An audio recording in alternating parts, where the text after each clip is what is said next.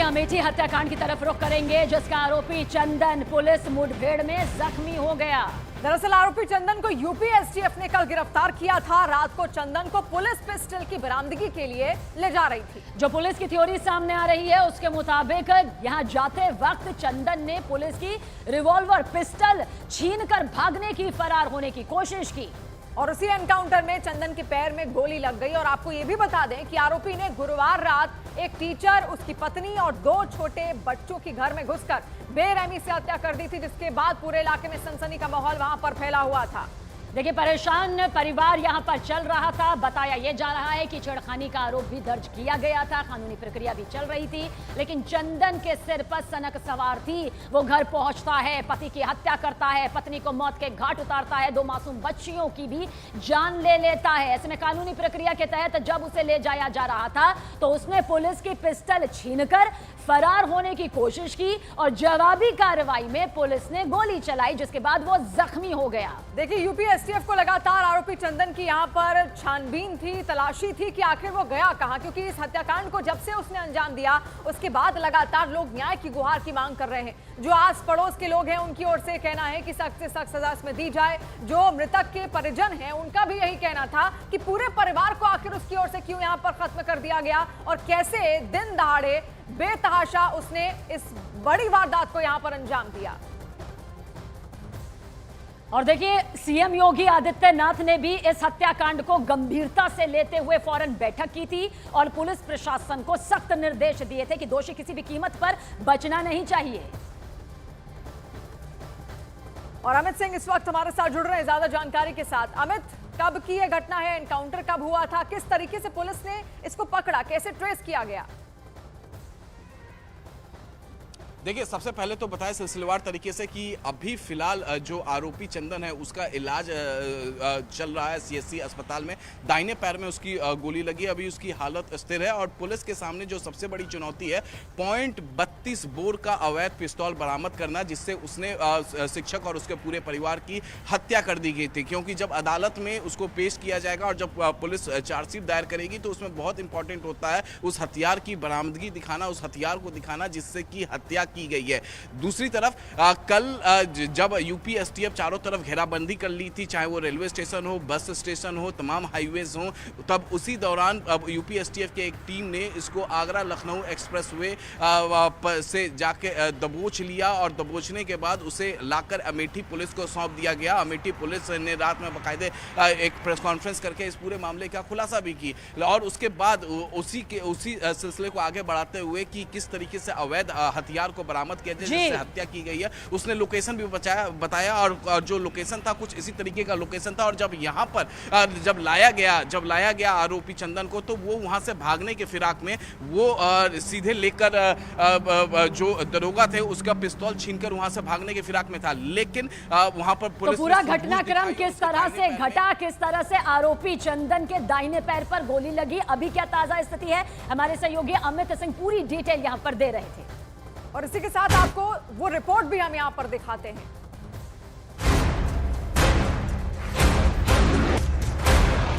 दलित परिवार की हत्या के मामले में बड़ी कामयाबी।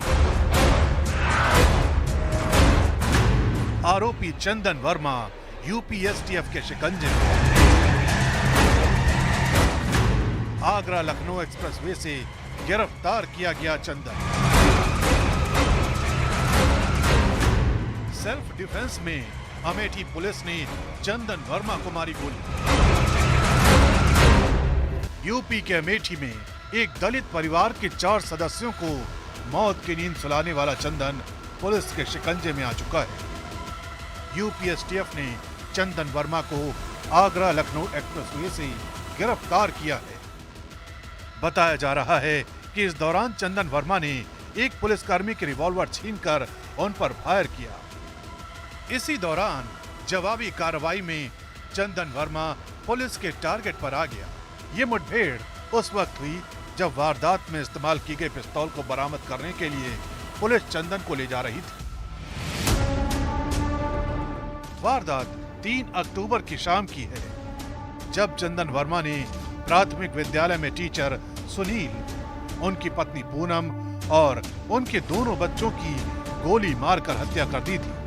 अमित मेडिकल स्टोर जो है खुला हुआ था शाम 7 बजे।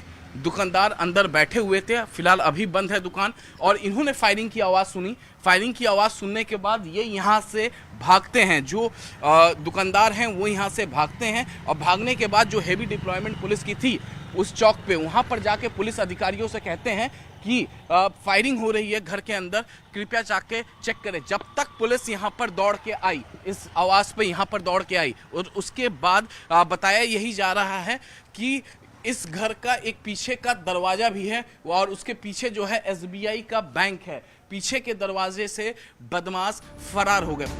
जानकारी के मुताबिक चंदन वर्मा के खिलाफ सुनील ने SC/ST एक्ट और छेड़खानी का मुकदमा दर्ज कराया था, जिसके बाद चंदन वर्मा ने पूरे परिवार से बदला लेने का प्लान बनाया था।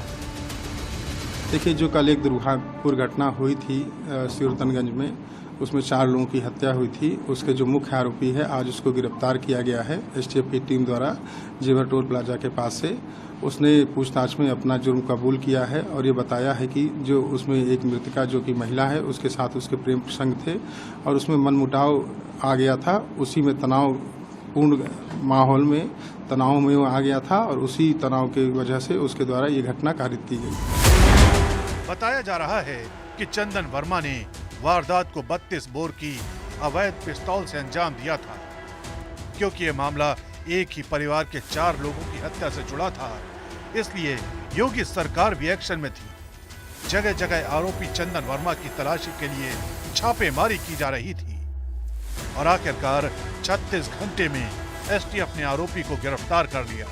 इस मामले में पुलिस को चंदन वर्मा की व्हाट्सएप चैट से कुछ बेहद अहम सबूत मिले। और अमेठी से इस वक्त अमित हमारे साथ लगातार लाइव जुड़े हुए हैं। अमेठी, अमित, व्हाट्सएप चैट का यहाँ पर जिक्र किया जा रहा है। इस व्हाट्सएप चैट में क्या वो बातें इसकी ओर से लिखी गई थी, एक बार उसको बताइए।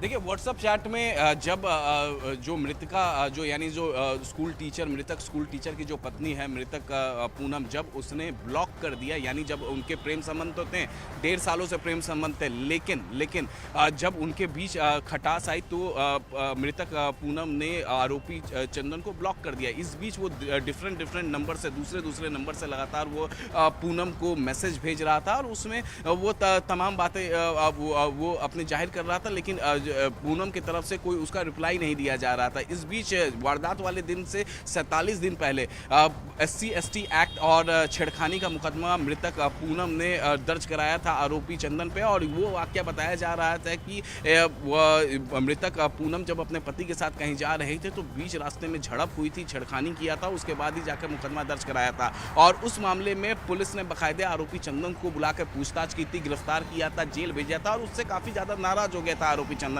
जब वो जेल से छूट के बाहर आया तो उसके बाद उसने अपने व्हाट्सएप पे स्टेटस पे लगाया था कि 5 लोग मरने वाले हैं, 5 men are will be killed and I will see you soon। इस तरीके का उसने लिखा था अपने व्हाट्सएप चैट पे।